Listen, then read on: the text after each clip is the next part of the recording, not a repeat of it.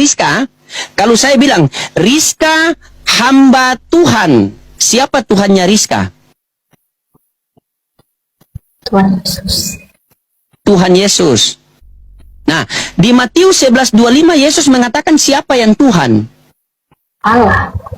Berarti Rizka punya Tuhan, punya Tuhan. Dua. Nah, dia begini Rizka. Coba Rizka baca Kisah Para Rasul 3:13. Kisah Para Rasul 3 ayat yang ke-13.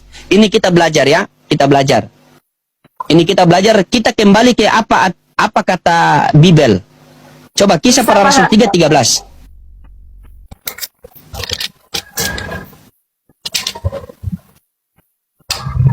Allah Abraham, Ishak dan Yakub, Allah nenek moyang kita telah memuliakan hambanya, yaitu Yesus yang kamu serahkan dan tolak di depan Pilatus, walaupun Pilatus memutuskan untuk melepaskan dia. Allah Abraham, Ishak, Yakub, nenek moyang kita telah memuliakan hambanya, yaitu siapa?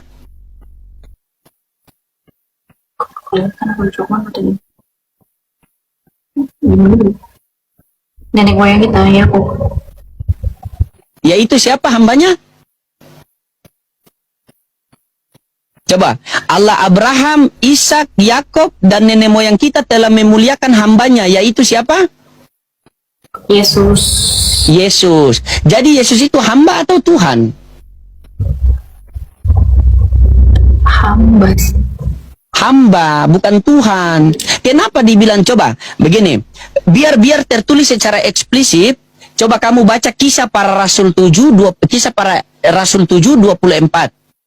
Kisah Para Rasul 7:24. Biar lebih kamu fokus itu. Kisah Para Rasul 7:24. Ketika itu ia melihat seorang dianiaya oleh Mesir, lalu ia Kisah Para Rasul. Kisah Para Rasul 7. Kisah Para Rasul 4:27.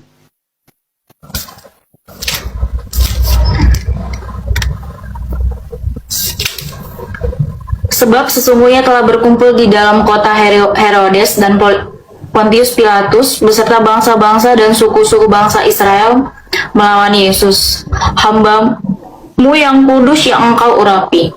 Berarti Yesus Tuhan apa hamba? Menurut Bibel. Hamba. Oke, Yesus hamba. Ya, coba buka Matius 12:15, baca perikopnya kalau di buku B. Coba Matius 12 ayat yang ke-15.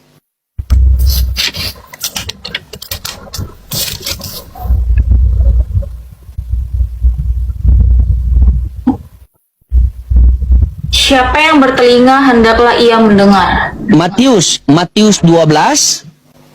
Matius 12 ayat yang ke-15. Ada perikopnya di situ kalau di buku. Ada judulnya di situ kalau di buku yang B. Coba baca yang B. Yesus hamba Tuhan. Yesus mengatakan hal itu. Oke, sabar. Perikopnya situ bunyinya apa? Yesus hamba Tuhan. Siapa Tuhannya Yesus kalau begitu?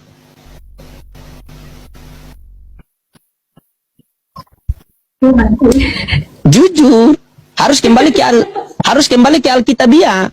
Karena begini, kita beragama berarti kita menjadikan bahwa kitab suci adalah pedoman hidup kita. Sepakat? Coba kamu baca Matius 4 nomor 4, itu pegangan buat kamu. Matius 4 nomor 4, itu pegangan buat kamu. Matius 4 nomor 4. Ayat 4. Oh iya, aku pernah ini nih. Coba. Jawab Yesus, ada tertulis manusia hidup bukan dari roti saja, tetapi dari seperti firman yang keluar dari mulut Allah. Manusia bukan hidup dari roti saja, melainkan dari firman yang keluar dari mulut Allah. Betul? Betul. Jadi, kehidupan kalian harus berlandaskan kitab suci yang tertulis. Betul? Nah, sekarang di dalam kitab suci yang tadi kamu baca itu, di dalam Bibel yang kamu baca tadi itu, Yesus Tuhan apa hamba Tuhan? Terus hamba. Hamba. Terus kenapa kamu Tuhankan dia? Ini perkara hidup dan mati loh, perkara agama loh. Karena kita hidup di dunia tidak selama-lamanya. Ingat, dunia bukan tempat tinggal tetapi tempat untuk meninggal.